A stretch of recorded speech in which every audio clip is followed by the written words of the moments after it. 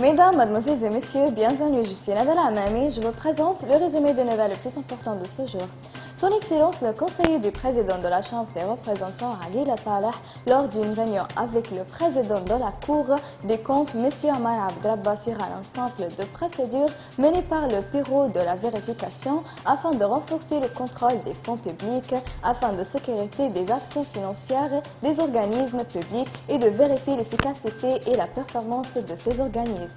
Là où Son Excellence a insisté sur le fait que le Bureau de la vérification devait redoubler d'efforts pour aller dans le sens des meilleurs résultats, il a été convaincu d'une visite officielle du président de la Chambre des représentants au siège de la Cour des comptes dans les prochains jours pour revoir de près les travaux du bureau et les taux de performance.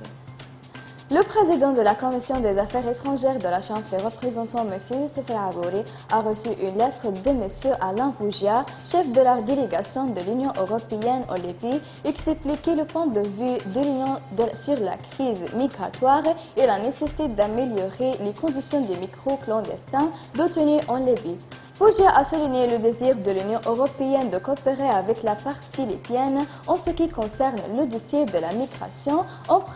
réponse à la délégation de la Commission des Affaires étrangères de la Chambre des représentants libyenne adressée à Mme Federica Mogherini, haute représentante de l'Europe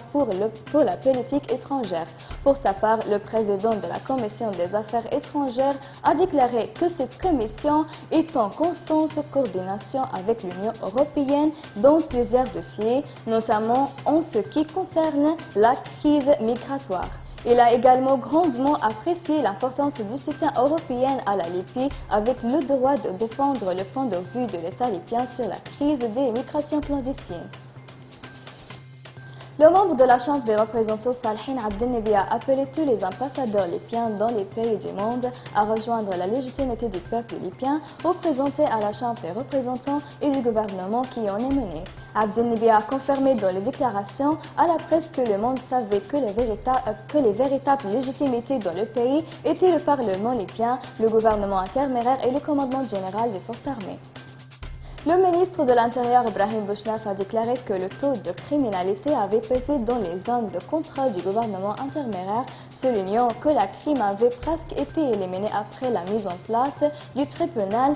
des plans de sécurité au cours des derniers mois. Il a ajouté qu'après l'annonce par son Excellence le conseiller de la Chambre des représentants, Aguila Saleh, l'état de l'exil public qui oblige tous les citoyens à s'engager dans une action nationale au profit de la nation des crimes ont augmenté comme si l'État de l'aliénation a insisté les ennemis à prendre conscience de l'état de ces plages, expliquant que l'état de la mission consistait à mobiliser les gants pour libérer le pays et étendre le contrôle de la sécurité sur lui.